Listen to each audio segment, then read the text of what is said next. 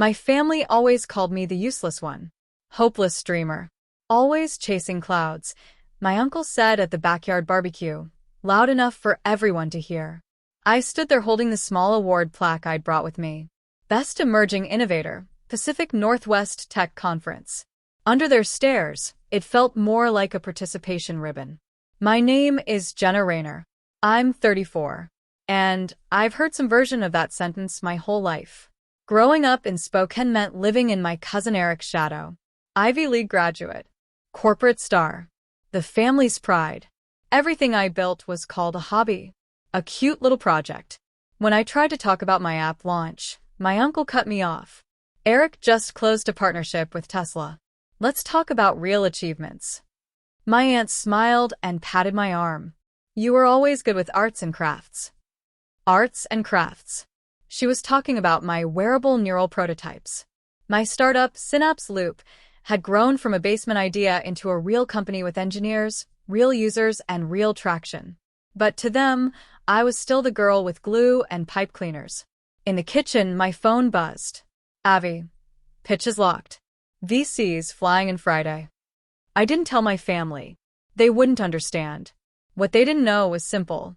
I was days away from closing a $4.2 million round. Now we occupy nearly half a floor in a converted warehouse on the east side of Spokane. 15 employees. Real products. Real momentum. Avi handed me a coffee as I walked in. Family barbecue blues again? Same script, I said. He grinned. And we're only reshaping predictive cognition. No big deal.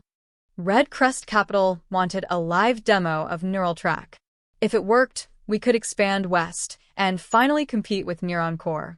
The same firm that once told me, maybe UX design is more your lane. I never forgot that line. 2 days later, I stood in Red Crest's glass conference room. 5 investors. 1 screen. Everything on the line. Our system outperforms current prediction tools by 27%, I said. Pens started moving. When they asked about our competitors, I didn't hesitate. They analyze what customers did yesterday. We measure real-time neural engagement and emotional response. In short, they explain the past. We predict the next move. The room went quiet. That was the moment. 2 hours later, Avi and I stood in the marble lobby, stunned. They want to lead the round, he whispered. 90 million valuation. We just looked at each other. We did it. My phone rang. Mom. Don't forget your uncle's retirement party next Sunday, she said. It would look strange if you didn't come. Then, proudly, Eric's being promoted to VP. And maybe you can bring those lemon cookies you used to make. I smiled softly. Actually, I might have some news too. That's nice, honey, she said. Just don't bring anything too sugary. Your uncle's pre-diabetic. I hung up and glanced at Avi. Still the same family. But I wasn't the same person anymore. By Thursday morning, the signed term sheet sat on my desk. Synapse Loop wasn't a dream. It was a $90 million company. They called me useless. At that retirement party, I would finally decide when and how they learned just how wrong they were. Avi burst into my office, his usual calm replaced by pure electricity. Have you seen it? Before I could answer, he shoved his tablet into my hands. My eyes were still sore from hours of reading term sheets. Seen what? Forbes. Business Insider. The Wall Street Journal. All of them. I looked down. There I was, my face on the homepage. The brain behind Synapse Loop. Jenna Rainer becomes the youngest female CEO to disrupt predictive tech. My stomach dropped. The announcement wasn't supposed to go live until next week. After the lawyers signed. After I told my family. I skimmed the article. $90 million valuation. Our edge over Neuron Core. The climb from a Spokane basement to national attention. My inbox exploded. Avi opened tab after tab. Business Insider broke down our neural mapping tech. The Wall Street Journal focused on how our rise was rattling traditional analytics. But the headline that froze me was the local one. Spokane startup rockets to $90 million. Everyone back home would see it. My phone lit up instantly. Old classmates, former coworkers, distant cousins sending LinkedIn requests. Everyone. Except my family. No message from my mother. No uncle. No Eric. The silence was louder than the headlines. Abby nudged me. This is huge, Jenna. We should celebrate. Champagne at Lava Lounge tonight. I nodded, still numb. Yeah, but first I need to make a call. Rainer residence. I hadn't heard that clipped voice in months. It's Jenna. A pause. Then my uncle. Oh. I suppose you think we're impressed, he said coldly. Making a spectacle of yourself in the business pages. That wasn't planned, I said quietly. The press moved early. I was going to tell you myself. He scoffed. Eric built his career the right way. Quietly. Respectfully. You always needed attention. Lights. Headlines. The sting landed, but something else rose with it. Fire. I built Synapse Loop from nothing, I said. No favors. No family money. No support. While you were calling it a hobby, I was building a company. Silence. Congratulations, he said flatly. We'll see how long it lasts before it crashes. I tightened my grip on the phone. This isn't hype, I said, steady now. I'm the CEO of a $90 million company. That's real. He slipped into the familiar lecture tone. Tech waves always crash, Jenna. Eric built something stable. You should take notes. I closed my eyes. I'll see you at the retirement party on Sunday. Jenna. I ended the call. If they couldn't hear my worth, they'd see it in results. Sunday arrived bright and cinematic. By then, the story had exploded. Synapse Loop had been featured on national business TV. The local paper ran a full Sunday spread. I'd been invited to speak at a tech symposium in San Francisco. Now I sat outside my uncle's suburban home, watching guests stream through the white gate. Family, old coworkers, neighbors, people who had spent years watching me from the sidelines. I checked my reflection. Then I stepped out of my new car. Sleek. Red. Loud in every way that mattered. The engine alone turned heads. I grabbed a small, elegantly wrapped gift box from the passenger seat and shut the door. Is that Jenna? Someone whispered. Cousin Nate froze mid-conversation, staring at the car. I tossed him the keys. Mind parking it for me? The driveway's full. His eyes widened. That's the V8? Fully loaded, I said lightly. Be gentle. As I walked toward the backyard, conversation slowed and then stopped. The smell of ribs and lavender drifted through the air. But I wasn't the woman they used to overlook. My cream suit, deep blue silk blouse, and sharp heels spoke before I did. My mother saw me first. Her smile wavered. Jenna, you look different. Thank you. I kissed her cheek. Where's Uncle Mike? I lifted the small gift box. I brought him something. She glanced at it, confused. I smiled. Let's just say what's inside is the moment everything changes. She pointed toward the grill. Uncle Mike stood at the center of the crowd, tongs in hand, holding court. I walked over. The atmosphere shifted. Uncle Mike, I said, offering the box. Happy retirement. He turned slowly, looking me over from head to toe. For a second, I expected a cutting remark. Instead, he took the box. You didn't have to bring anything, he said flatly. I wanted to, I replied.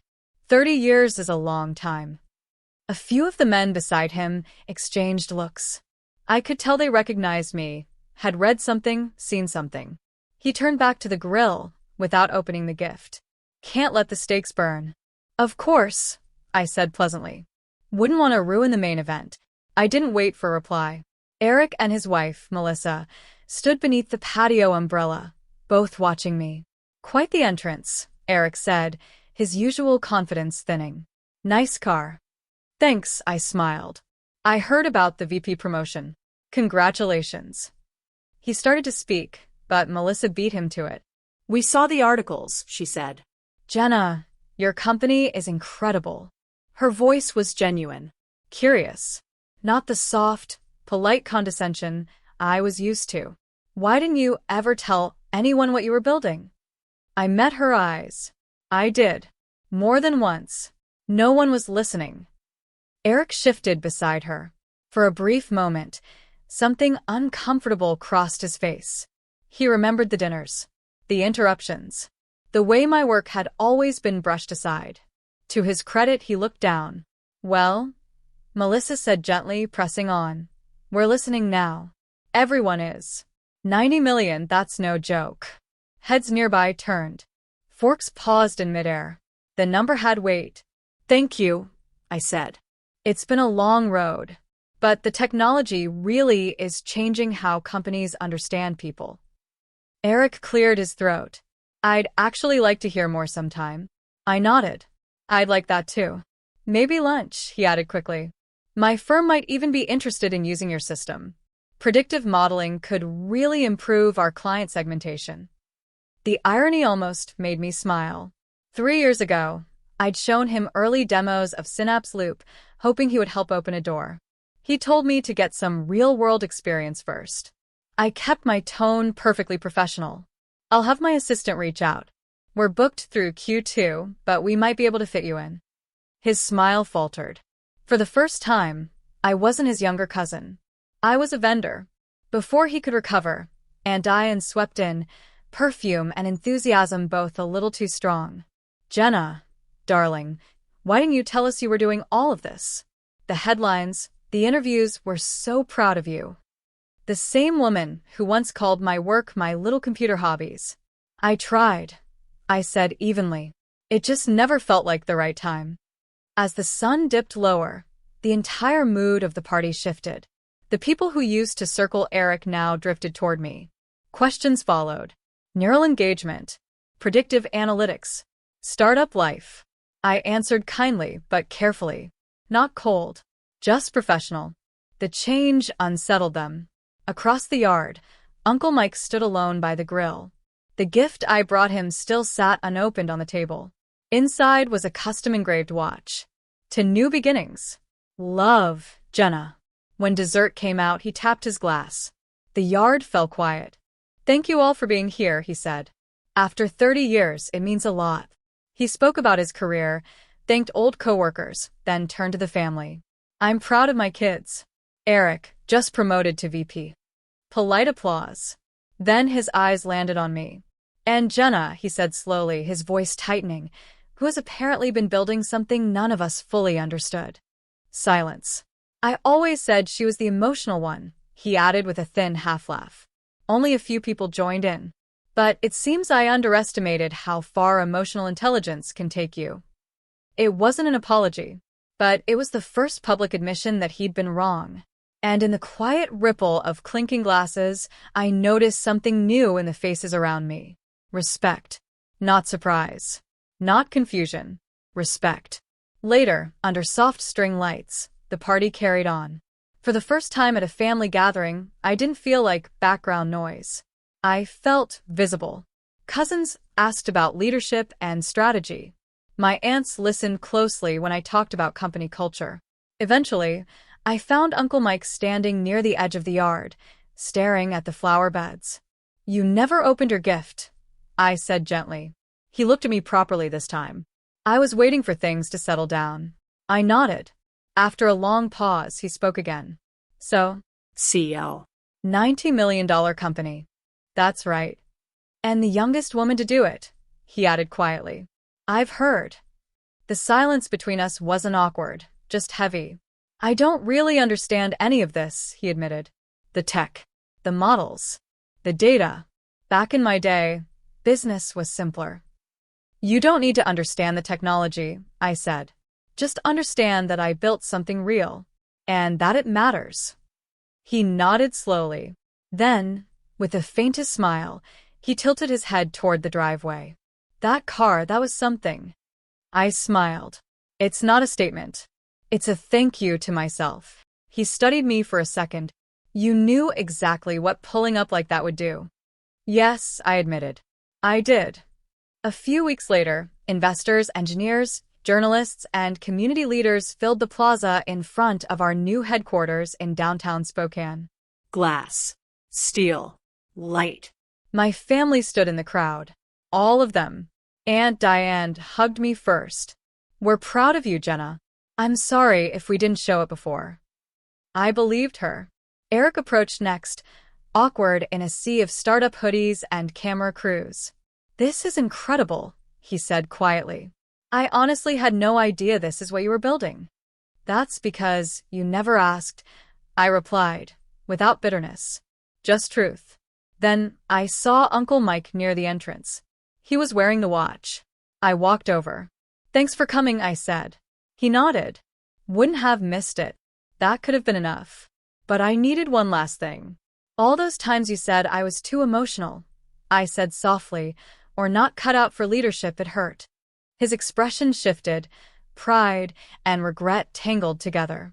"But it also pushed me," I continued, "to prove you wrong." He met my eyes.